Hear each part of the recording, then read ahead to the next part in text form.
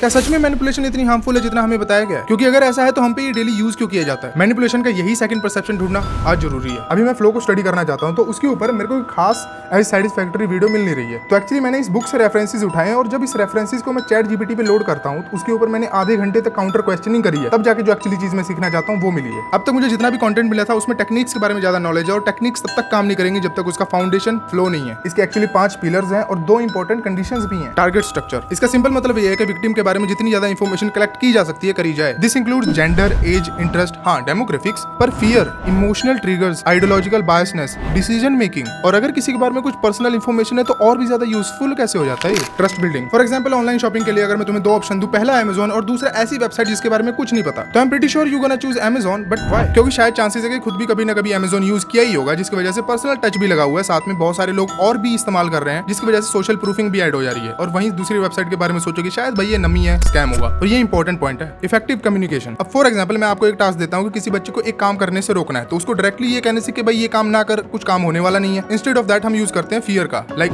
चूहे वाला कमरा है या फिर भूत वाला कमरा है, to convey the message effectively. ये थर्ड पिलर है उसका। Appealing emotional rather than logical. अब ये सुनने में चाहे जितना भी अटपटा लगे, लेकिन रियलिटी यही है कि डिसीजन लेते वक्त हम इमोशनली ज्यादा कनेक्टेड होते हैं rather than logical. For example limited time cell offer समझ के किसी भी प्रोडक्ट को फोमो में आके खरीद लेना, इस टेक्निक को टाइम प्रेशर कहा जाता है। कंट्रोल्ड इन्फॉर्मेशन, आज के टाइम में this is kind of mostly used, चाहे वो सोशल मीडिया हो, मेन मीडिया हो या बिजनेस हो। इनफैक्ट अब ये नॉर्मल लाइफ में भी यूज किया जाने लग गया। सिंपली मींस अगर तुम्हारा कोई भी मकसद है, उसको तुम किसी से करवाना चाहते हो, तो बजाय उसको सारी इन्फॉर्मेशन दे देने के सिर्फ उतना कॉन्टेक्स्ट देना जितना काम कराने के लिए जरूरत हो, इसको ही कंट्रोल्ड इन्फॉर्मेशन कहा जाता है। फॉर एग्जांपल मार्केट में इसको मिल्क बिस्कुट कहकर बेचा जाता है, लेकिन इसके पीछे ही खुद लिखा हुआ है सिर्फ इसमें 1.7% मिल्क सॉलिड है, और ट्रस्ट के लिए ब्लू में पैकेजिंग कर दी तो। पर इसके 2 कंडीशंस है, पहला इसको सटल वे में रिप्रेजेंट करना पड़ेगा, और दूसरा अडेप्टेबिलिटी, मतलब बिल्कुल जरूरी नहीं है कि हर बंदे पे काम करेगा ही करेगा, कई जन सेल्फ अवेयर भी होते हैं। अब इसका डिस्क्लेमर भी इसलिए जरूरी है क्योंकि इसको एजुकेशन पर्पस के लिए सीख लो, कहीं चौड़बाजी में इसको यूज करने लगे तो पता लगा बाहर घेर लिए गए हो। सो देख के आज के टाइम में डायरेक्टली और इनडायरेक्टली मोस्टली लोग, चाहे वो किसी भी एज ग्रुप का हो, इन्हीं 3 चीजों पे ज्यादा अपना टाइम स्पेंड कर रहे हैं। पॉलिटिक्स, बिजनेस और मीडिया कंजम्पशन। अब सोच रहे होगे कि मैं क्रिकेट, स्टडी और स्पोर्ट्स,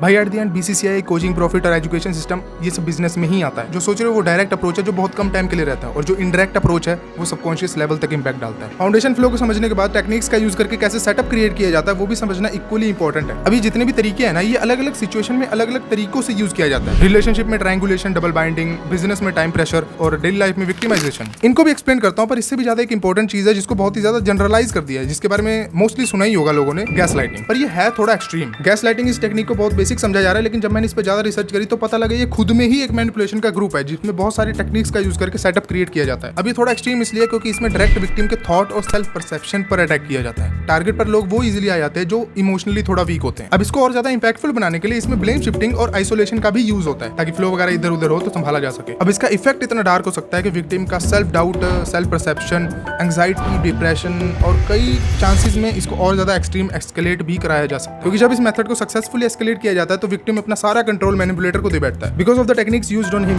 और हर। अब इसका डिफेंस समझना इसलिए जरूरी है क्योंकि ये इंपैक्टफुल बहुत है, इसलिए फ्रीक्वेंटली यूज किया जाता है। इसके लिए अपने सेल्फ परसेप्शन पे अपना भरोसा रखना पड़ेगा, और सेल्फ अवेयरनेस काफी हेल्प कर सकती है। ट्रायंगुलेशन एक मेथड है जिसमें 2 बंदे होते हैं, उसमें एक बंदा और इंट्रोड्यूस किया जाता है, एक को पकड़ के दूसरे की बुराई की जाती है। इसका एम होता है दोनों के बीच में राइवलरी और डिस्ट्रस्ट पैदा करना। मगर चुगली लगाना नहीं कहते इसे। अब तक मैंने जितनी भी चीजें सीखी थी, it was all fun and excitement until मेरे साथ ये चीज हो गई। लगभग 7-8 घंटे हो गए होंगे मुझे सीखते हुए, और फ्लो समझने के बाद मैंने तुरंत टेक्निक्स वगैरह समझनी शुरू कर दी थी।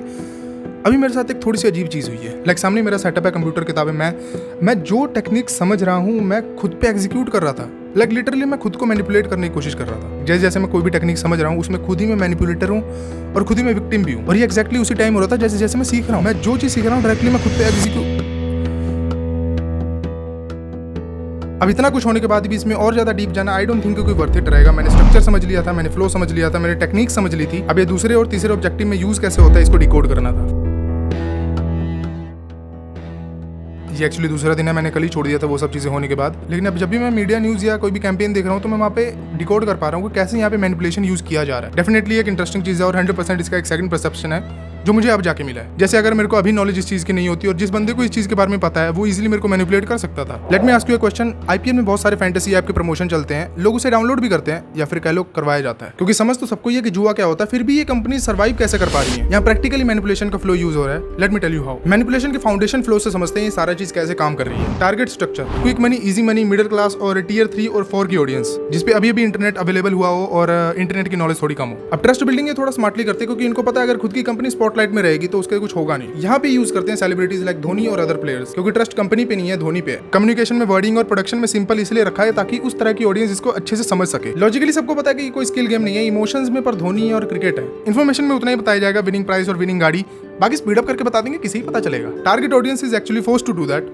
वोट भी तभी मिलते हैं। कभी सोचा लास्ट का 1 साल और शुरुआत का कुछ टाइम हर सिंगल पॉलिटिकल पार्टी अपने आप को पॉजिटिव क्यों शोकेस करना चाहती है? हाँ, वो अलग बात है, बीच में स्कैम सैंडविचिंग एक ऐसा तरीका है, अगर कोई भी नेगेटिव न्यूज है उसको किसी को बताना चाहते हो और चाहते हो कि उसके बारे में वो नोटिस ना कर पाए, तो उसको 2 पॉजिटिव चीजों के बीच में स्पेस करके दिखा दो। तुम्हारा ये प्रोजेक्ट अच्छा तो है, लेकिन अगर तुमने इसमें ये डिटेल हटा के ये फाइल ऐड कर दी तो और भी अच्छा हो सकता था, पर मुझे विश्वास है तुम और भी अच्छा कर सकते हो। अब इसमें इमोशंस का ग्राफ इस तरह दिखता है। एक एक्सपेरिमेंट करते हैं, मैं कोई एक वर्ड बोलूंगा और एक कलर बोलूंगा, दिमाग में जो भी चीज आ रही है speak it. Yellow plus food, banana, McDonald's, fries, green plus drink, गन्ने का juice, Starbucks and green tea. कुछ और एग्जांपल भी सोच रहे होंगे, लेकिन कंपनीज कलर साइकोलॉजी ब्रांडिंग का यूज अपने प्रोडक्ट और कंपनी को मेमोरेबल बनाने के लिए यूज करती हैं। ठीक है, यहाँ तक ठीक है, लेकिन डार्क तब हो जाता है जब कंपनीज इन्हीं टेक्निक्स का यूज करती है हमारे इमोशंस और बिलीव्स को एक्सप्लॉइट करने के लिए। रिसेंट एग्जांपल जानती हो, गिलोय। मैनिपुलेशन खुद में एक न्यूट्रल वर्ड है, लेकिन मार्केटिंग इसकी नेगेटिवली ही यूज की जाती है। अगर हम कोई भी डिसीजन ले रहे हैं, वो मोस्टली इन्फ्लुएंस्ड होता है काफी सारी इन्फॉर्मेशन से, जो काफी रिसोर्सेज हमें मिलती है, जिसका एक मेजर पिलर होता है न्यूज चैनल्स। लेकिन क्या होगा अगर इन्फॉर्मेशन ही हमें करप्ट करके दी जाए तो?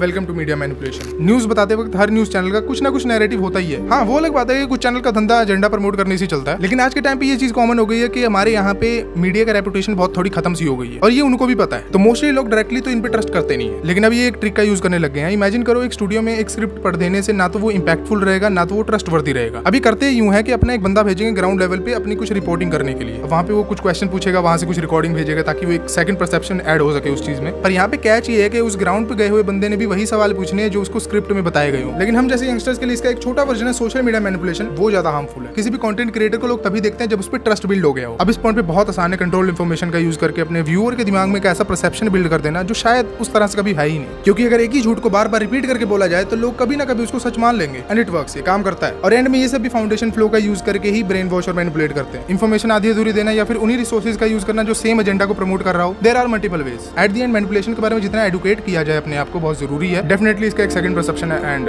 That's it.